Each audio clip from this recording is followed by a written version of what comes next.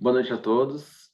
Professor Lúcio, mais uma vez, muito obrigado por ter aceito o convite. É uma honra recebê-lo mais uma vez aqui nessas aulas de segunda e da residência. O tema de hoje vai ser, continuando o módulo de transplante, a gente vai bater um papo sobre paciente hipersensibilizado. Professor Lúcio, a palavra é sua. Eu vou lhe passar aqui o comando para o seu projetar. Tá. Pronto, Foi já? pode...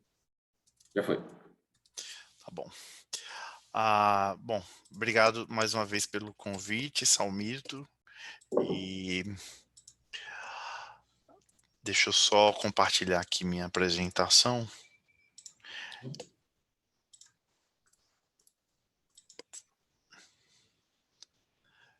Tem muito do que eu falei no Congresso Paulista de Nefrologia.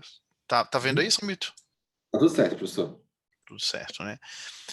Tem muito do que eu falei no Congresso Paulista de Nefrologia, mas eu acrescentei algumas outras coisas para quem assistiu a aula, e para quem não assistiu, é uma oportunidade da gente discutir o tema, né? Então, a gente vai falar mais focado nas opções de tratamento para pacientes hipersensibilizados. Então, só para a gente dimensionar um pouquinho do que a gente está falando, né? Quando a gente está falando de pacientes hipersensibilizados, a gente está falando de pacientes com painéis altos. Nós vamos, no final da apresentação, eu vou tentar trazer um novo conceito do que realmente é um paciente verdadeiramente sensibilizado, mas quando a gente está falando de paciente hipersensibilizado, convencionou-se considerar pacientes hipersensibilizados aqueles pacientes que têm painéis acima de 80%. Então, para quem não está habituado ainda com essa nomenclatura, quando a gente está falando de painéis, a gente está falando de uma avaliação imunogenética, onde se mede no soro do receptor, ou seja, do candidato a transplante renal, a quantidade de anticorpos anti-HLA que esse indivíduo tem.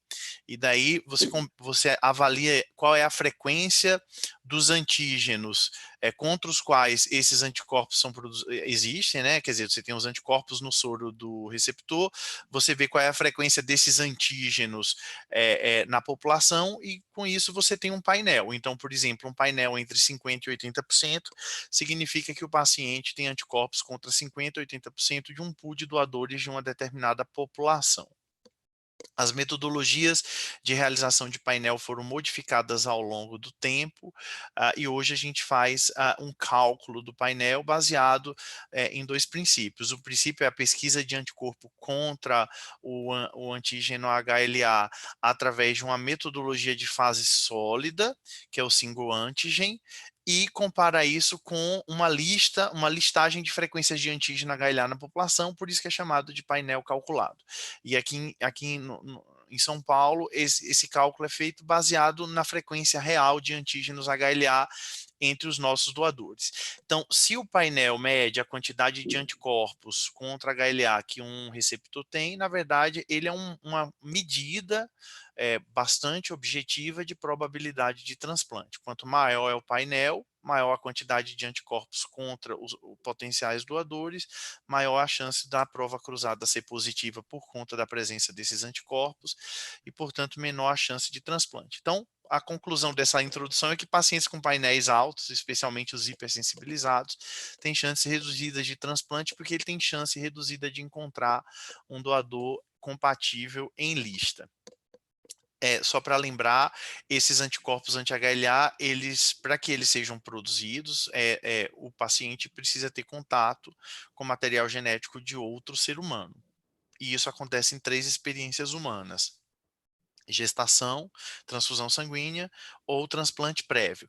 Existe a possibilidade de você fazer uma reação cruzada e produzir anticorpo anti-HLA através, por exemplo, de contato com alguns vírus ou, eventualmente, em doenças autoimunes, porque esses antígenos, né, eles compartilham sequências de aminoácidos que são as regiões antigênicas, né, onde o anticorpo se liga, que podem ser semelhantes ao HLA e eventualmente um autoantígeno ou eventualmente até um antígeno viral.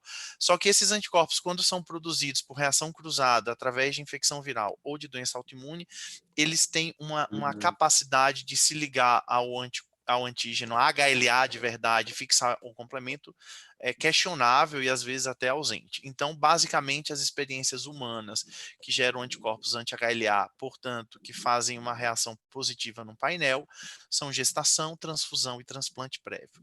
Então, só para demonstrar aqui o quanto que um painel alto tem uma relação inversa com a probabilidade de transplante, esse é um estudo realizado no estado de São Paulo, que avaliou 48 mil pacientes em lista de espera, dos quais 28% transplantaram e 72% não transplantaram, e aqui está a incidência acumulada de transplantes realizados ao longo do tempo, até 200 meses, de acordo com faixa de painel. E o que se vê claramente aqui, em roxo, em rosinha, é que os pacientes que são considerados altamente sensibilizados ou hipersensibilizados, com painéis acima de 80%, eles têm uma probabilidade de transplante ao longo do tempo significativamente menor.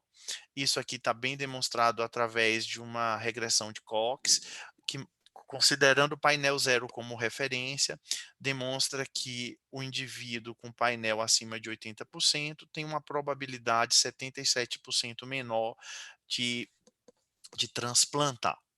Ah, isso gera diversos problemas para esses pacientes e o principal deles é que esses pacientes vão se acumulando em lista.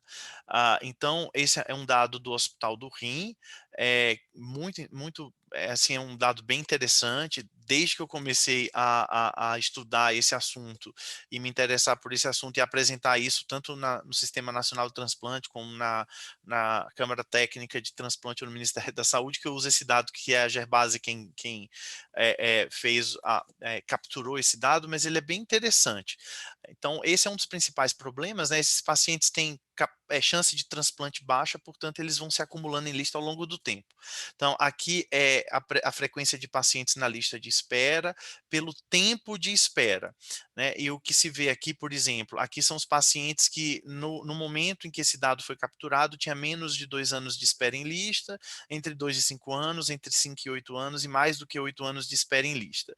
E aqui está a frequência dos pacientes hipersensibilizados, dividido em duas faixas, né, 95% de painel e de 80 a 94, e o que se vê claramente que, especialmente para os pacientes que têm um painel acima de 95%, que é o que a gente chama hoje de altamente sensibilizados, vocês veem aqui que eles representam 21% dos pacientes que estão há mais do que 8 anos em lista de espera.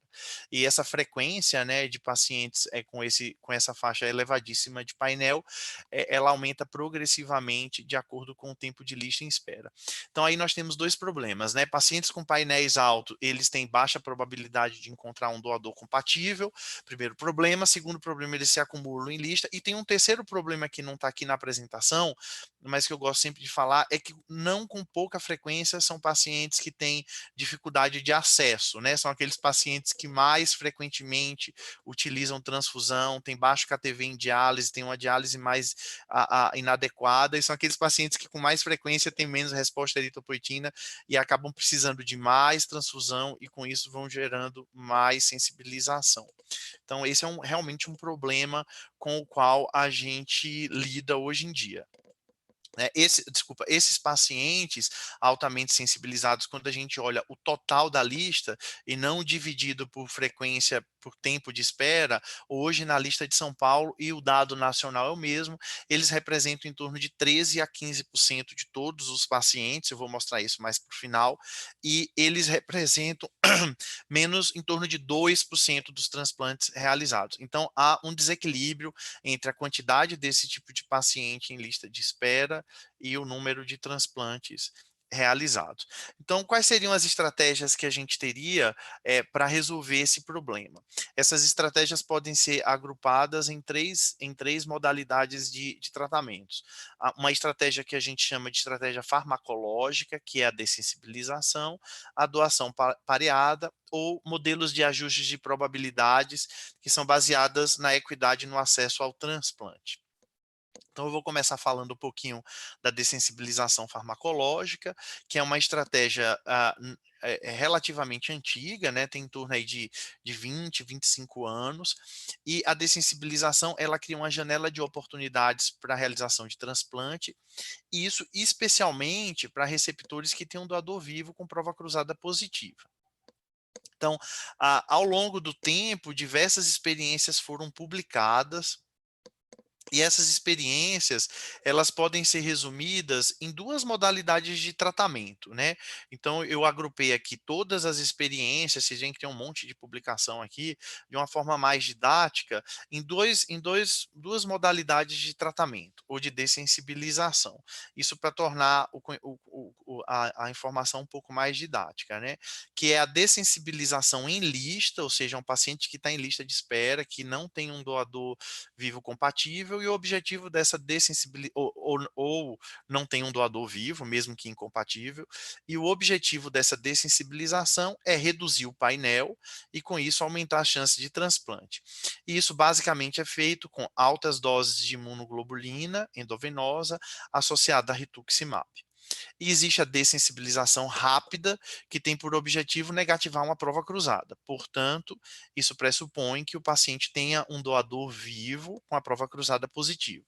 E isso é feito com a remoção mecânica de anticorpos através da plasmaférese, associada a uma baixa dose de imunoglobulina, para repor as outras imunoglobulinas que não anti-HLA que estão sendo perdidas aqui com a plasmaférese. Então, essa primeira estratégia, que seria a dessensibilização em lista, ela também pode ser utilizada para tentar negativar uma prova cruzada, né? Apesar dela ser menos utilizada hoje em dia para negativar a prova cruzada com doador vivo. Então, ela é basicamente hoje em dia utilizada para reduzir painel, né? No começo, quando ela foi descrita, eu vou voltar aqui um pouquinho, né? As primeiras experiências vêm daqui, ó, do Saint-Louis, em Paris, e depois teve um estudo que foi patrocinado pelo NIH, que comparou essa estratégia com placebo. Então, essa estratégia, inicialmente utilizando apenas dose alta de imunoglobulina, depois foi associado com rituximab, e eu vou trazer aqui algumas informações sobre essa estratégia combinada, né? Então, a ideia é você fazer doses altas, né? Altas doses de imunoglobulina. Quando a gente está falando de altas doses, a gente está falando aqui 2 gramas por quilo de peso, associado a rituximab, né? Essas doses aqui seriam doses mensais por tempo indeterminado e pelo menos 2 doses de rituximab. Quando o paciente alcançasse uma prova cruzada negativa em lista, porque o painel dele diminuiu suficientemente para ele poder ter uma prova cruzada negativa na lista, ele seria transplantado com a imunossupressão bastante intensa, né? Aqui é o trabalho original que utilizava Campar, a gente não tem Campar no Brasil, e a gente usa no Brasil um outro depletor de linfócito, que é a timoglobulina. Mas isso aqui é só para exemplificar que é uma imunossupressão bastante intensa. Então, esse é o trabalho original, que foi publicado no New England, com os primeiros 20 pacientes, tanto em lista quanto doador vivo para negativação de prova cruzada. E o que eles observam aqui nesses primeiros dados é uma redução substancial do painel. Então, o painel antes do tratamento de 77%, ele cai para 44%. Esses pacientes estavam aguardando, em média, 144 meses em lista. Depois do tratamento, eles passaram a aguardar 5 meses em lista. O resultado de 1 ano está aqui, então eles alcançaram, dos 20 pacientes iniciais, eles transplantaram 16, uma taxa de transplantação de 80%, com resultados de 1 ano bem interessantes, né? Sobrevida do paciente de 100%, do enxerto de 94%, uma sobrevida livre de rejeição aguda de 50%, o que já é preocupante, porque os outros 50% tiveram rejeição, e 1/3 dos pacientes teve rejeição aguda mediada por anticorpo. E aqui são os resultados de 4 anos de segmento, já de 207 pacientes, com a taxa de transplantação de 71%, e os desfechos brutos estão aqui. Sobrevida do paciente em 3 anos de 95%, sobrevida do enxerto de 87,5%. São resultados relativamente bons, mas com a taxa de rejeição aguda mediada por anticorpo alto. Esse é um estudo que é um estudo não controlado, né, não é um ensaio clínico exatamente, e não fica muito claro os critérios de entrada dos pacientes, quer dizer, parece haver aí um certo viés de seleção. De qualquer maneira, é a melhor evidência que a gente tem para essa estratégia, né, que é a associação de altas doses de imunoglobulina com rituximab. Aqui no Brasil, poucos centros utilizam isso, e os poucos centros que utilizam acabam não associando o rituximab no processo de dessensibilização. Utilizam apenas a alta dose de imunoglobulina. Então, de uma forma objetiva, são 2 gramas por quilo, o paciente usa essa dose mensalmente, normalmente ele pega a medicação no Sistema Único de Saúde, leva para diálise e aí acaba recebendo a dose em diálise. A gente tem poucas experiências no Brasil em dessensibilização farmacológica, e uma das maiores experiências que a gente tem é do programa de transplante lá do Hospital Israelita Albert Einstein, que é um programa de transplante que é financiado por um projeto especial do SUS que é chamado PROAD. Então eu vou mostrar aqui para vocês que é uma outra modalidade de dessensibilização um pouquinho diferente dessa que eu mostrei, que é uma dessensibilização para negativar a prova cruzada. Então isso aqui pressupõe que o paciente tem um doador vivo com a prova cruzada positiva. Então, aqui são os dados dos primeiros pacientes, né? A gente já tem mais, na verdade, a série de casos é maior, mas os primeiros pacientes que foram dessensibilizados por um transplante HLA incompatível, que representava 70% das nossas dessensibilizações, porque as outras 30% eram para ABO incompatível, que eu não vou falar aqui nessa aula. A maioria é por uma prova cruzada CDC positiva.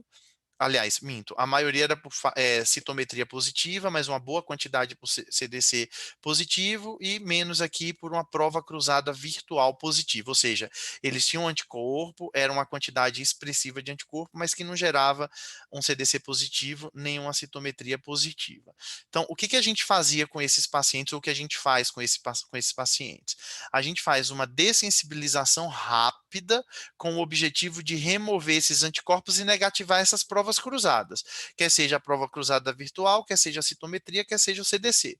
Então ele entra aqui no tratamento com uma prova cruzada positiva, ele começa a fazer remoção mecânica de anticorpos através do uso de plasmaféres em dias alternados, alguns dias ou semanas antes do transplante. Então, ele interna 2, 3, 4 semanas antes de uma data prevista para o transplante, já começa a imunossupressão com tacrolima e micofenolato, e ele vai fazendo 3 blocos de plasmaféres em cada semana, né, em dias alternados, e a gente vai medindo essa imunologia ao final de cada 3 blocos de plasmaféres, até negativar essa prova cruzada, que é quando a gente faz o transplante. Também com imunossupressão bastante intensa, né, com uso de timoglobulina, eventualmente com indução com rituximab, e muitas vezes mantendo a remoção de anticorpos após o transplante, porque muitas vezes a gente consegue negativar a prova cruzada, mas ainda resta um pouquinho de anticorpo circulante. E aí a gente faz isso para evitar rejeição grave nos primeiros dias ou semana do transplante. Então, como é que a gente faz basicamente o cálculo para saber quantas semanas ou quantas plasmaféres a gente vai precisar antes do transplante? E aí a gente imagina uma data baseado na análise imunológica que a gente faz. Então, é o que a gente chama de força do anticorpo. A gente pega a prova cruzada, a gente faz uma prova cruzada com soro inteiro, e aí vai diluindo a prova cruzada até ela se tornar negativa. Quando a prova cruzada se torna negativa, por exemplo, que é o xizinho aqui, ó, aqui seria através de plasmaférese, né? Então, quando ela se torna negativa, vocês vão vendo aqui, ó, que o número de pacientes, né, cada xizinho desse é um paciente, que alcançaram a prova cruzada negativa com 1 para 2 é bem maior, quando você tem, quer dizer, logo a gente consegue negativar a prova cruzada aqui rapidamente quando a diluição é menor, é 1:2, 1:4, 1:8, eventualmente 1:16, já começa a aparecer aqui pacientes que mesmo você tratando com plasmaférese, você não consegue negativar a prova cruzada, e dificilmente a gente consegue negativar uma prova cruzada quando a diluição, quer dizer, a prova cruzada continua positiva, mesmo quando a gente dilui o soro em 1:128 ou 1:256. Que isso dá uma ideia de quantidade de anticorpo. Diferente do MFI, que é um método meio abstrato, que mede uma intensidade de luz e que é meio limitado por conta da quantidade, né, da capacidade de saturação da pérolazinha lá, da bead, né? Então, às vezes você vê ali 18.000, 20.000, a partir daí é tudo igual. Então, acima de 20.000 pode ser 40.000, pode ser 80.000, pode ser 100.000. Quando a gente dilui o soro, e aí a gente vai vendo que o exame continua positivo, positivo, positivo, e de repente se negativa com 1:8, você tem certeza que tem menos anticorpo do que um outro exame que só vai negativar na diluição de 1:256. Então, com isso a gente tem uma noção de quantas semanas a gente vai precisar de tratamento, e aí a gente programa a internação do paciente 2, 3, 4 semanas antes para poder tratar.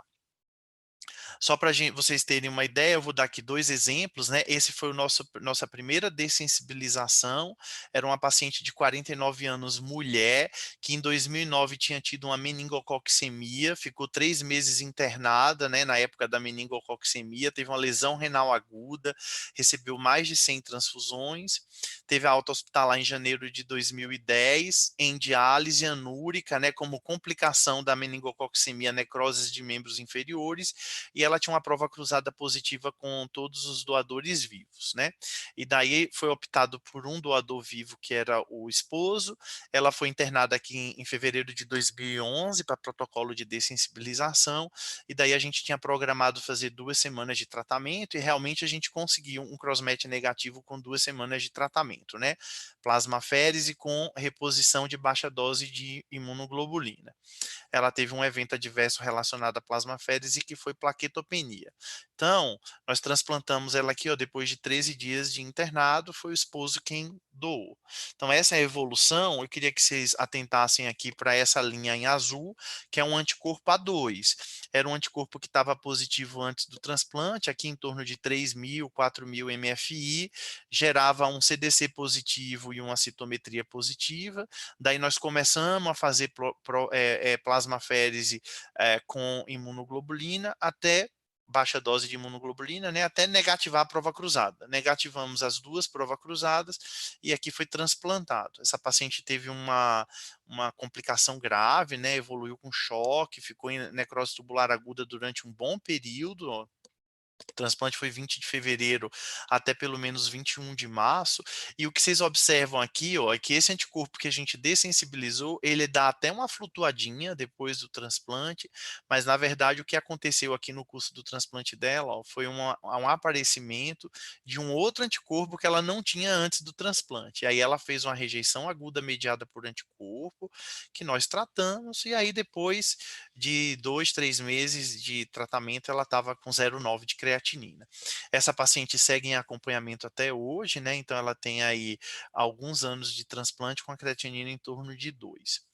O segundo exemplo, né, que é exemplo 2, não 1, uma paciente de 70 anos feminina, hipertensa, diabética e revascularizada, ou seja, uma paciente de altíssimo risco, estava em diálise peritoneal. 3 anos após a diálise, ela apresentou um candidato, um esposo, que tinha 71 anos, então eu costumo dizer que era uma duplinha de 140 anos, né, mas era o esposo dela tinha uma prova cruzada positiva, e aqui eu queria demonstrar para vocês que era uma prova cruzada positiva por conta de 2 anticorpos, era um B35, ó, estão vendo aqui, antes do transplante, e um B45. Então, os 2 mismatches em B, ela tinha anticorpo. Aqui são as semanas antes do transplante, nós programamos 3 semanas de tratamento, e eu queria mostrar para vocês que realmente é um tratamento eficaz em termos de redução de anticorpo. De fato, você negativa a prova cruzada e consegue transplantar. problema é o que vem depois, né? Vocês veem aqui que logo depois do transplante há um rebote absurdo aqui do B53, né? Há um rebote também absurdo do B45 e até o surgimento de um anticorpo específico contra o doador de novo, A2, né? Toda essa parte vermelha aqui do gráfico é o período que essa paciente ficou fazendo plasmaférese e tomando imunoglobulina.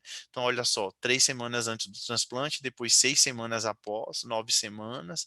Aqui é o período de indução com timoglobulina e aqui até foi um período de tratamento com a droga que vocês estão mais acostumados a utilizar para tratar mieloma múltiplo, que é uma droga que bloqueia a secreção de anticorpo pelo plasmócito, que é o bortezomib. Então, como vocês podem observar, esse é um tratamento que realmente ele é bastante eficaz na negativação da prova cruzada, como foi nesses dois exemplos. Entretanto, a gente lida com um problema sério, que é rejeição aguda mediada por anticorpo, rebote de anticorpos depois do transplante. Em torno de 1/3 dos pacientes apresentam rejeição aguda mediada por anticorpo, e não infrequente isso vem associado com rejeição aguda celular, e também é um tratamento que está relacionado com um número de eventos de perdas e óbito não desprezível. Isso aqui, na verdade, é o acompanhamento até 2019, 2020 e 2021 ainda não são dados não atualizados, porque a gente teve aí o impacto da pandemia. Então, com essas estratégias de dessensibilização farmacológica, quer seja para reduzir o painel, ou quer seja para negativar uma prova cruzada, a gente ainda tem alguns desafios não solucionados. O mais claro deles, que eu deixei bem claro aqui para vocês, é o rebote de anticorpos e aumento nas incidências de rejeição, especialmente, notadamente, rejeição aguda mediada por anticorpo. Então, não importa qual é o protocolo e não importa qual é o programa de transplante, é 1/3 dos pacientes que evolui com rejeição aguda mediada por anticorpo. Além disso, a intensa imunossupressão que a gente utiliza está relacionado com o aumento de risco de infecções, especialmente pneumonias, nefropatia pelo polioma vírus, CMV, e mais recentemente as evidências têm mostrado um aumento substancial no risco de malignidades, especialmente malignidade de pele. Não é um tratamento barato, os custos são bastante elevados e os resultados de longo prazo são um pouco conflitantes. Então, eu vou apresentar aqui para vocês pelo menos 2 dados. Um é o dado americano.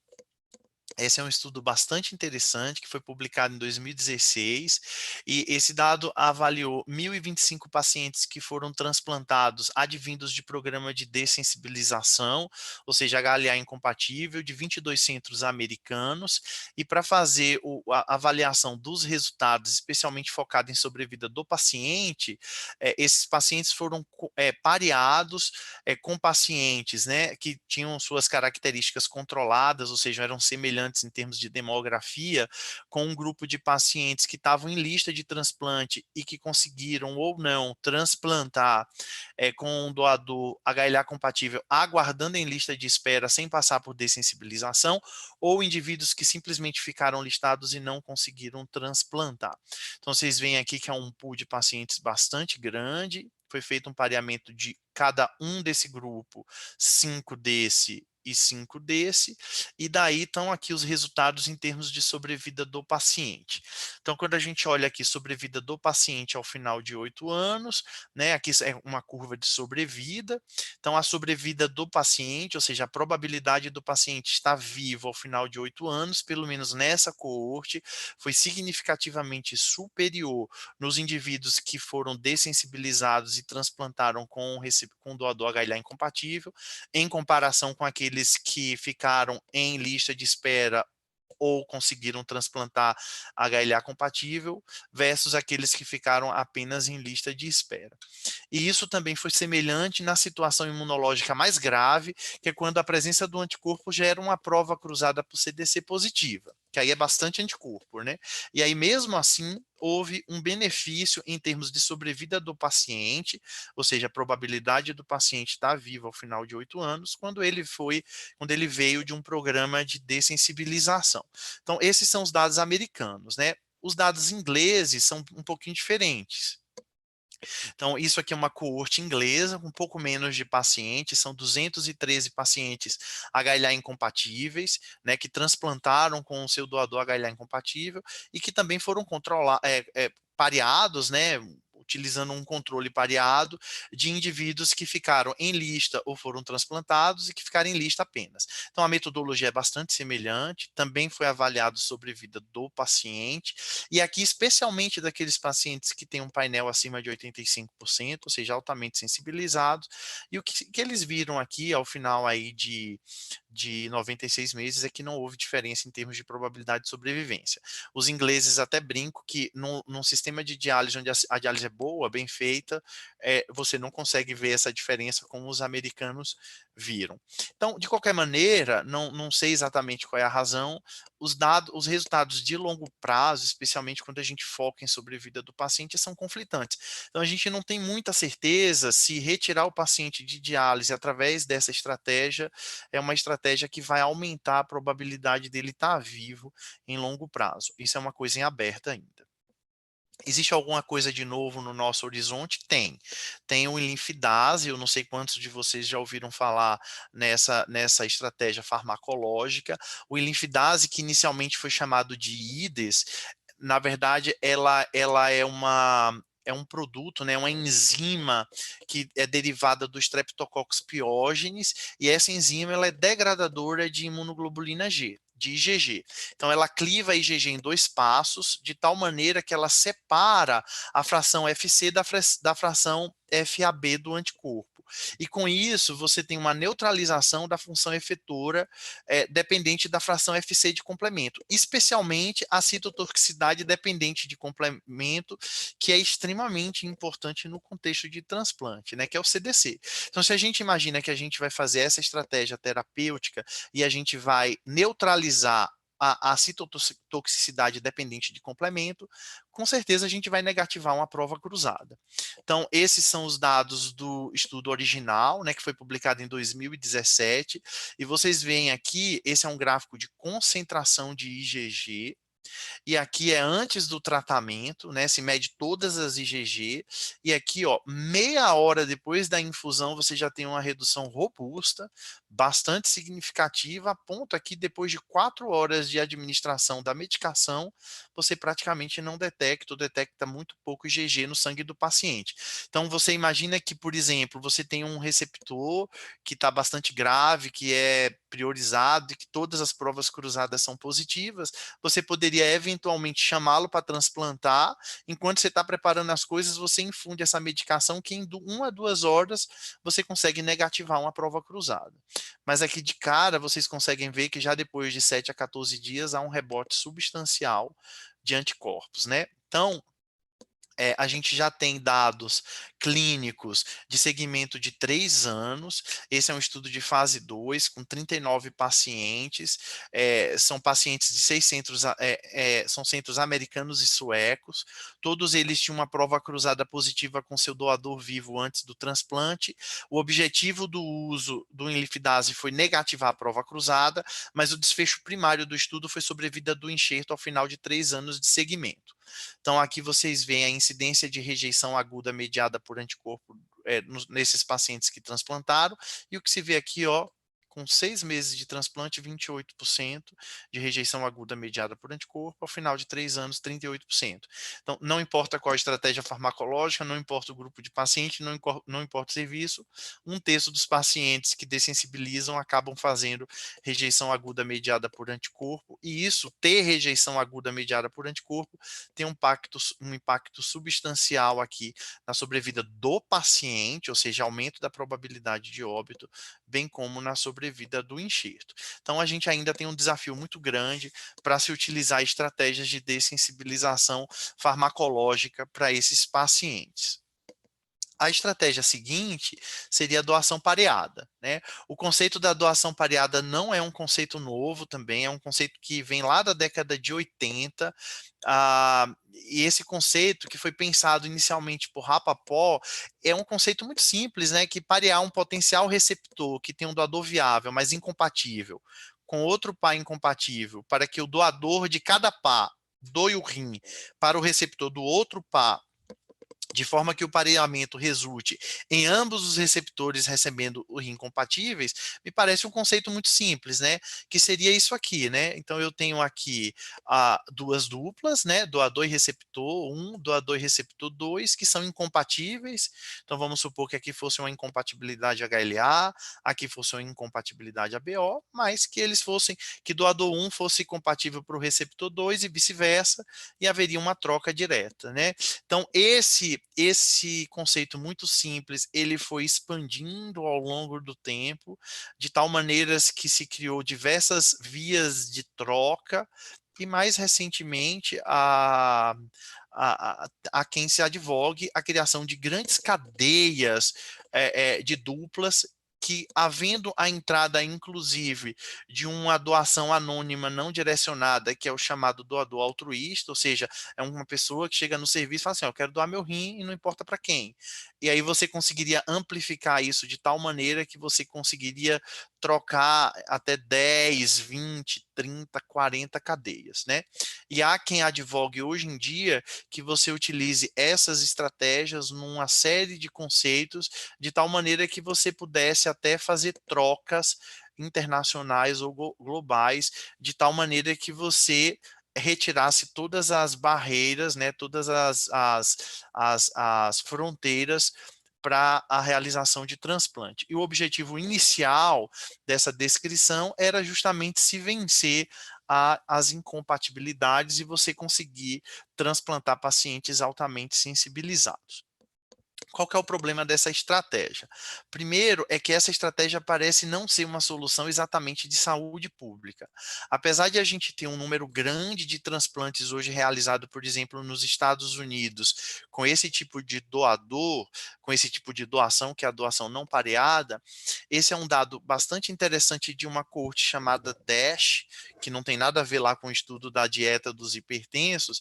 Esse estudo ainda não foi publicado, mas ele foi apresentado esse ano no Congresso Americano de Transplante, e vocês veem aqui, ó, na verdade isso aqui são dados capturados em um site que faz um screening para indivíduos que têm vontade de ser doador, e de cada 100 mil indivíduos que são potenciais candidatos, por uma série de motivos, apenas 1% realmente efetiva a doação. Então, parece que não é um contingente, um número de pacientes ou de doadores que venha para resolver um problema de saúde pública, quando a gente está falando que o problema de saúde pública é 15% dos pacientes em lista. Então, parece que essa é uma estratégia para soluções individuais.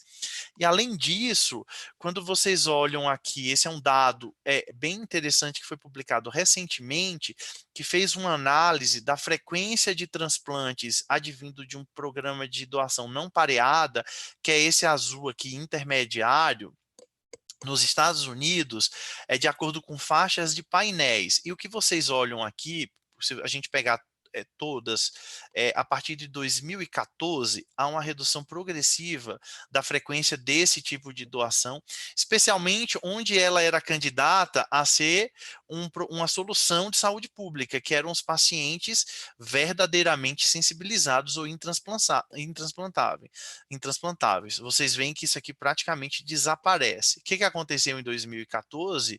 Nos Estados Unidos, houve uma mudança na política de alocação para se dar um equilíbrio de chances de transplante, que é o que eu vou falar na próxima estratégia de possibilidades de transplante de pacientes hipersensibilizados. Então, o que parece, quando eu olho esse dado, é que quando você faz um ajuste nos princípios de equidade, você acaba precisando menos dessa estratégia. Então, parece que, além de não ser uma estratégia que, a despeito dos problemas de natureza ética, sociais, culturais, de todos os outros problemas que pode trazer, parece não ser uma solução de saúde pública, e parece que um simples ajuste na legislação acaba demonstrando uma menor necessidade dessa estratégia de alocação. E aí eu me dirijo para a terceira modalidade, né, de modelo, que são os modelos de ajustes de probabilidades, que hoje em dia, particularmente, é o modelo que eu defendo, que eu acho que é mais adequado, e ele é baseado na equidade no acesso ao transplante.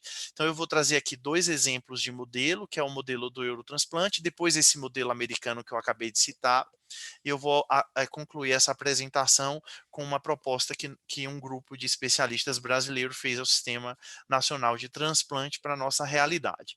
Então, esse é o primeiro modelo, que é o modelo mais bem sucedido, é o modelo do Eurotransplante. Ele é um modelo que é baseado num conceito que é chamado de acceptable mismatches. E o racional desse modelo é que você pode predizer uma prova cruzada negativa, e com isso não haveria necessidade de dessensibilização, e a gente poderia transplantar o paciente com protocolos de imunossupressão habituais. Então, como é que funciona esse modelo de acceptable mismatches? Então, nós vamos definir uma lista de fenótipos de mismatches que são aceitáveis, que são os mismatches, né, os HLAs diferentes entre receptor e doador, contra os quais o receptor não tem anticorpo ou não desenvolverá anticorpo. Então, é feita uma série de análises combinatórias. Então, você pega aqui, por exemplo, o HLA do receptor, né, do paciente. Você encontra num pool de doadores, né? Você tem lá, isso aqui é feito com base num banco de células de doadores, de mais de 20 mil doadores lá na Europa. Isso fica baseado na cidade de Leiden, na Holanda. E aí você encontra, por exemplo, aqui, esse doador, aqui a célula, quer dizer, eu tiro lá do banco as células de um doador X, né, doador 1, que eu vou chamar aqui, que a gente já sabe qual é a tipagem HLA, deu negativo, então a gente já sabe que para esses antígenos, né, e aqui no caso aqui é o mismatch, por exemplo, A1, a gente já sabe que esse indivíduo aqui não tem anticorpo, então o mismatch A1 seria um mismatch aceitável, por exemplo. Daí viriam os mismatches inaceitáveis. Então, o doador 2 tem uma prova cruzada positiva. Então, por exemplo, aqui o mismatch é A32, né? Ele aqui é A29, aqui é A32.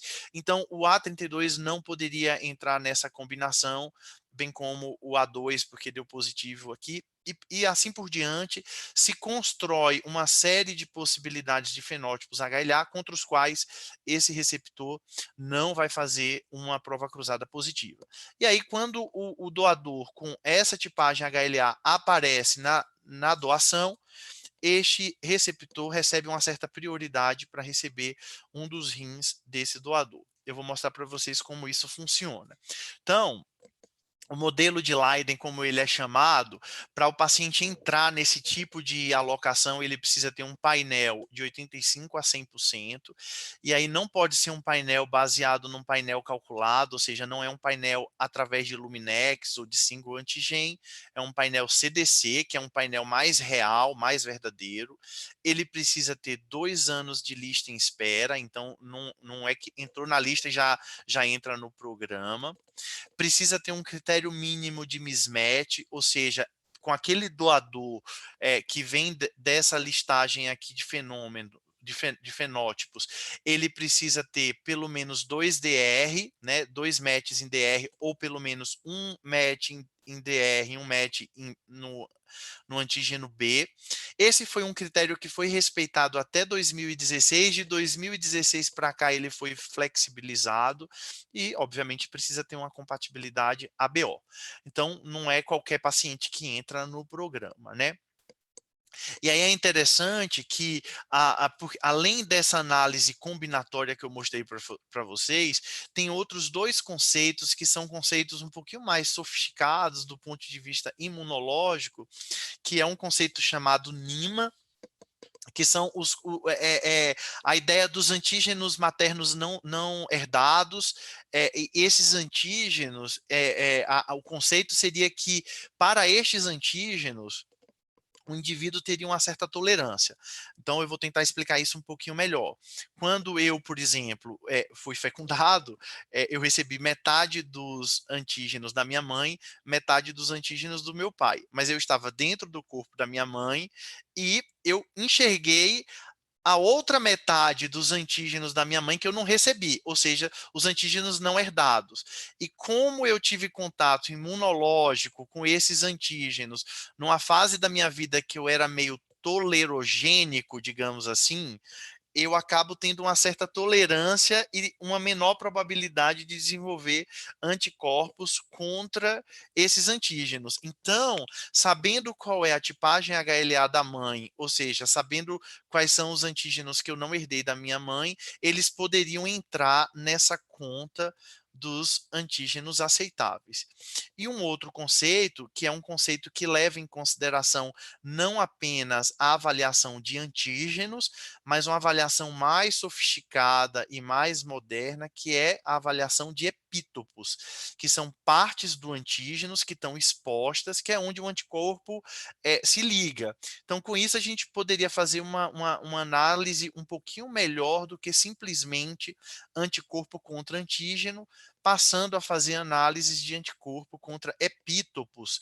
E aí, eventualmente, o paciente tem um anticorpo contra um antígeno, mas não necessariamente esse anticorpo se liga com a região epitotípica, que é a região importante de ligação do antígeno com o anticorpo, que é a partir daí que é a fixação do complemento. Então, isso passa a compor, então, o conceito do que seria um antígeno aceitável.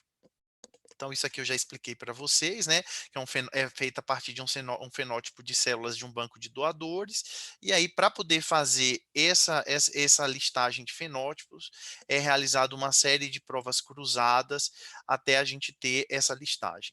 Então, o que vocês veem aqui é que a taxa global de transplantação a partir desse programa é em torno de 60%, né?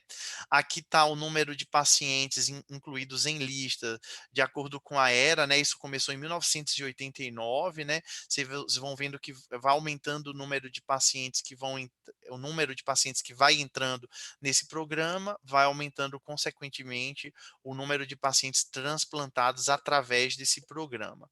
E o que a gente vê aqui quando se mede a eficiência desse programa é a partir do tempo de entrada no programa, em torno de antes de 2 anos, metade dos pacientes são transplantados e em 2 anos, em torno de 60% dos pacientes são transplantados. A partir de 2 anos de espera, esse programa vai perdendo um pouquinho de eficiência, quando a eficiência é medida em probabilidade de transplante. Mas, quando o paciente consegue transplantar, os resultados clínicos são impressionantes. Então, eu trago aqui sobrevida do enxerto, censurada para o óbito, em 15 anos de segmento, e o que se vê aqui, através dessa sobrevida do enxerto, é que quando o paciente hipersensibilizado, painel acima de 85%, é transplantado através desse programa, que é essa linhazinha aqui em azul, ele tem uma probabilidade de estar com o enxerto funcionante ao final de 15 anos, semelhante a um paciente que não é sensibilizado. E uma probabilidade de sobrevivência do enxerto muito melhor do que aqueles pacientes pouco sensibilizados ou extremamente sensibilizados que transplantaram fora desse programa. Então, esse é considerado um dos programas mais bem-sucedidos em termos de transplantação de paciente hipersensibilizado. O outro modelo, que é um modelo americano, que eu falei para vocês que foi modificado em 2014, é um modelo que está baseado em cálculo de probabilidades de transplante e aumento de pool de doadores. Então, esse é um modelo que utiliza uma fórmula matemática relativamente simples, mas que precisou um grande matemático, que é um cara super importante, ganhador de vários prêmios nos Estados Unidos, ter criado uma solução matemática e computacional, como eu vou mostrar aqui para vocês, para tentar resolver esse problema nos Estados Unidos. Então, o que essa fórmula matemática diz? Que a probabilidade de você encontrar um match compatível na lista de transplante, ela é igual a 1 menos o painel elevado a n. E n aqui seria o número de potenciais doadores contra os quais você vai testar aquele receptor. Então, através desse modelo matemático, ele chegou à conclusão de que se eu tiver uma probabilidade, ou seja, se esse cálculo aqui alcançar uma probabilidade de 95%, esse receptor vai transplantar. Então, de cara a gente já vê que a relação entre a probabilidade de transplante e o número de doadores é uma relação exponencial. né? Porque para se alcançar 0,95 aqui, eu tenho que aumentar de forma exponencial o número de doadores. Então, isso se vê claramente aqui, ó. Aqui está o número o painel calculado, e aqui seria o número, aqui está escrito errado, né? Seriam não, rodadas, né? Mas está certo. Seria o número de rodadas é equivalente ao número de doadores, para a probabilidade de 95% de um match. Então, é simplesmente colocando nessa conta aqui, bota 0,95 aqui, é igual a 1 menos 0,1, 0,2, 0,3, 0,4, e você encontra de uma forma exponencial o número de doadores que você precisa. Então, quando você chega aqui, ó, num painel de 95%, você precisaria testar pelo menos 59 doadores, e quando você chega aqui num painel de 99%, você precisaria testar pelo menos 300 doadores. Mas de cara você vê aqui que a probabilidade de transplante vai ter uma relação exponencial com o número de doadores. Então a ideia é muito simples. Para você aumentar a probabilidade de transplante desses pacientes, você precisa aumentar o pool de doadores. E foi isso que os americanos fizeram. Então, além de dar pontos exponenciais, né? Ponto significa no modelo de alocação, você tem lá a pontuação vinda da compatibilidade HLA, mas se soma essa pontuação, uma pontuação extra de acordo com o painel. E no modelo antigo, antes de 2014, essa pontuação era uma pontuação fixa. 4 pontos a partir de um painel de 80%.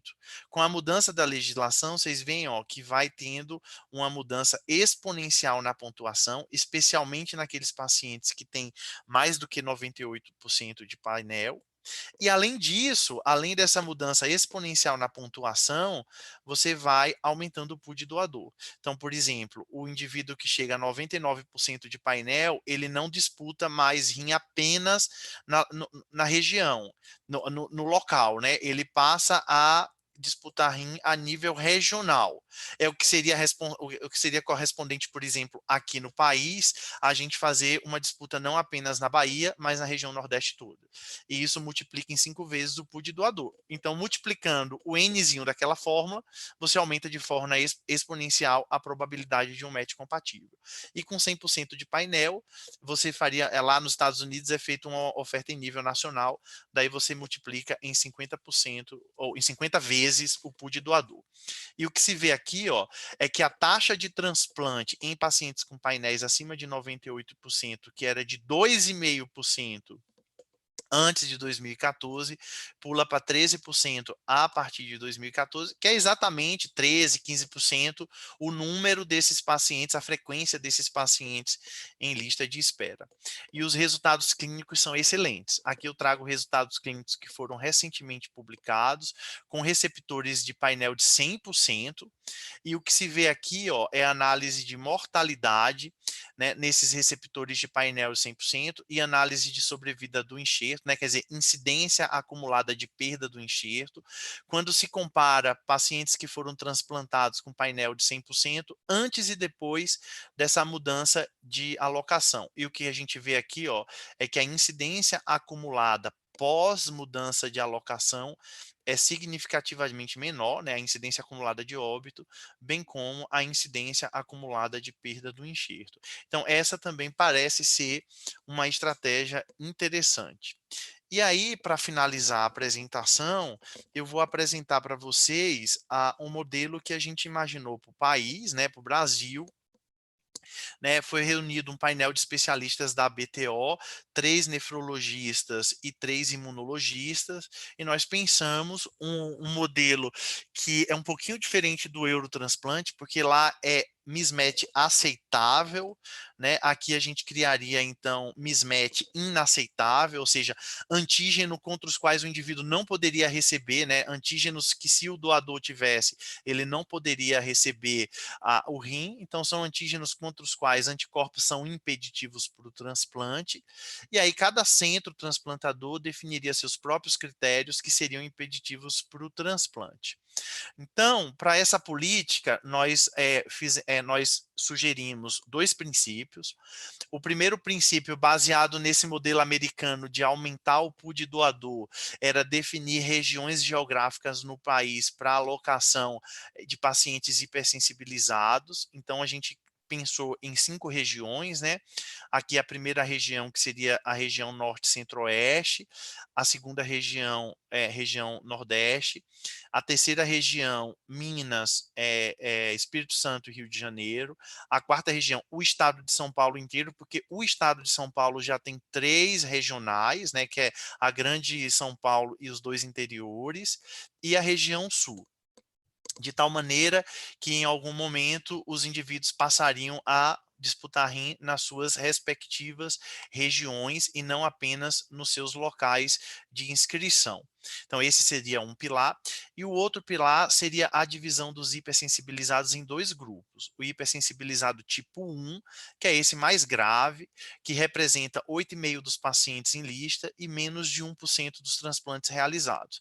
E os hipersensibilizados tipo 2, que representa aqui em torno de 5% dos pacientes em lista, mas que representa aí em torno de 1,5%, 2% dos pacientes transplantados. Então, a gente criaria 2 tipos de hipersensibilizados diferentes, porque realmente o grande problema está nesses indivíduos com painéis acima de 95%. Então, para estes indivíduos, o que se mudaria? Ao invés deles disputarem rim no critério de identidade ABO, como é hoje na nossa política de alocação, eles passariam a disputar rins no critério de compatibilidade ABO. Objetivo disso, aumentar o pool de doador, porque lembra-se naquela formulinha, aumentando o pool de doador, você aumenta de forma exponencial a probabilidade de transplante. Além disso, ele passaria a disputar rim na regional e não só na sua localização. E isso com o objetivo também de aumentar a pool de doador. Então, por exemplo, um receptor com painel maior ou igual a 95% no estado da Bahia, ele passaria a disputar rim em toda a região Nordeste no critério de compatibilidade ABO. E para o hipersensibilizado tipo 2, manteria a identidade ABO e ele disputaria rim apenas no estado, não em toda a região. E aí a gente faria alocação em camadas. Hoje, a nossa alocação já é em camadas, ou seja, quando a gente tem um doador que é notificado, que faz lá a tipagem HLA, a primeira coisa que a central de transplante checa é se tem um zero mismatch ABIDR. Se tiver zero mismatch ABIDR, vai para esse receptor. Se não tiver, aí checa os priorizados. Se tiver priorizado, vai para esse receptor. E aí, depois disso, é que vai para o critério de alocação de pontuação ABIDR. E aí, qual seria a terceira mudança? A gente colocaria aqui, antes de ir para todos os outros receptores, dentro destes critérios, esses doadores seriam ofertados em nível regional para os hipersensibilizados tipo 1, respeitando a compatibilidade ABO, como é para os priorizados, e em nível local, respeitando a identidade ABO para os hipersensibilizados tipo 2. Se aí não encontrasse um CDC positivo, a distribuição iria para a alocação habitual, como é feita atualmente. Então, esse sistema, de forma empírica, foi testada a sua eficiência, e a gente testou isso baseado na lista de espera do Hospital do Rim, e a eficiência foi em se encontrar pelo menos 3 doadores com crossmatch negativo em um ano. E o que a gente vê aqui é que quando a gente aumenta o pool de doador para 500, quando a gente aumenta para 250, a gente já resolve o problema, por exemplo, de pacientes com painel de 97%. Mas para a gente resolver 98% e 99%, a gente precisa aumentar para um pool de doador de 500. Mas certamente a gente imagina que a gente conseguiria transplantar a maior parte desses pacientes. Então essas são as considerações, né? Esse foi o slide de conclusão lá do congresso, então, como essa não é a aula do congresso, eu aumentei um pouquinho, eu vou interromper aqui e eu fico à disposição de vocês para discutir eventuais dúvidas ou questionamentos ou comentários.